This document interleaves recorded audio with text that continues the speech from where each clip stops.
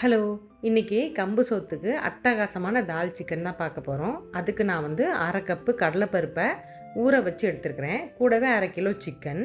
இந்த பாத்திரத்தை மாற்றி வச்சுட்டு இன்னொரு கடாயில் கடுகு எண்ணெய் போட்டுட்டு நார்த் இண்டியன் தாளிப்பு மசாலாலாம் போட்டு வதக்கி எடுத்துக்கலாம்.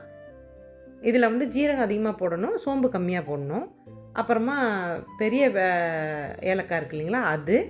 அப்புறமா சாகி ஜீரா. இதுக்கப்புறமா வீட்டில் இருக்கிற கரம் மசாலாஸ் போட்டுக்கோங்க. அப்புறம் வெங்காயம், பச்சை மிளகா இது ரெண்டையும் வதக்கிட்டு இஞ்சி பூண்டு பேஸ்ட்டு ஒரு டேபிள் ஸ்பூன் நான் சேர்த்துருக்கிறேன்.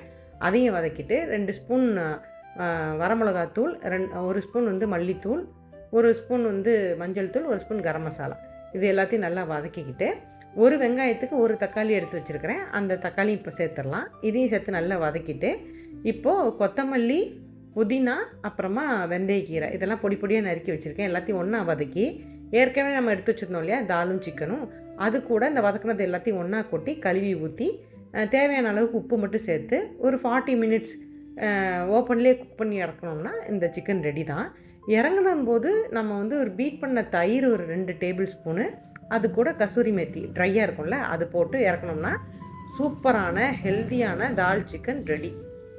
இது மாதிரி வீட்டில் குடும்பத்தோட ஹெல்த்தியாக செஞ்சு சாப்பிடுங்க. ரெசிபி பிடிச்சிருந்துச்சுன்னா like, share and subscribe. Thank you.